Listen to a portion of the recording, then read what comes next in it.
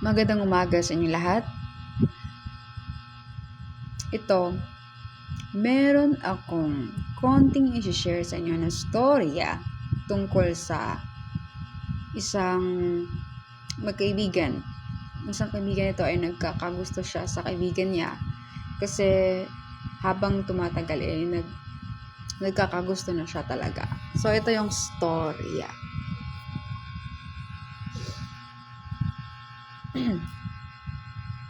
Oh.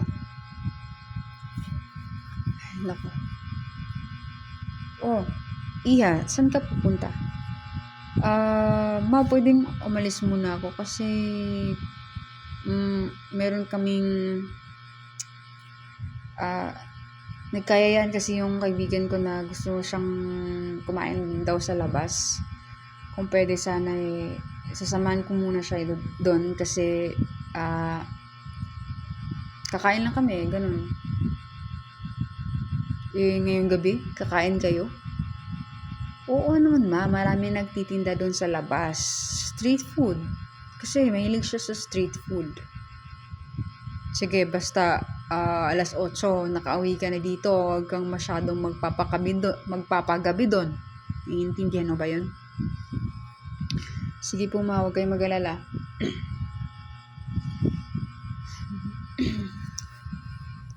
Oh, friend, nandito ka na pala. Tara, sumabay ka na sa akin.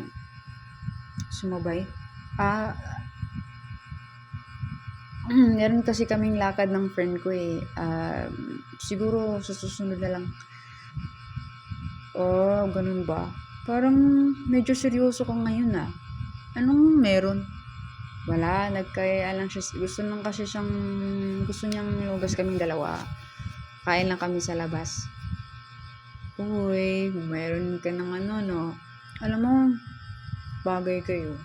Kasi parang napapansin ko, matagal na kasi kayong magkaibigan. Tapos, basta, ewan ko ba.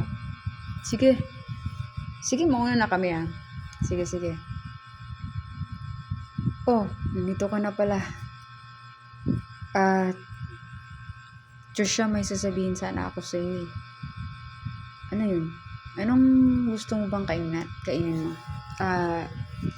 Alam dito, may maganda akong place. Tara. Abangan sa susunod na episode ang pinamagatang isang kaibigan, hulog sa isang kaibigan. Kaya, huwag kayong kukurap at meron pa akong ibabahaging magagandang kwento. Dito lang sa aking programang Storya ng Pag-ibig.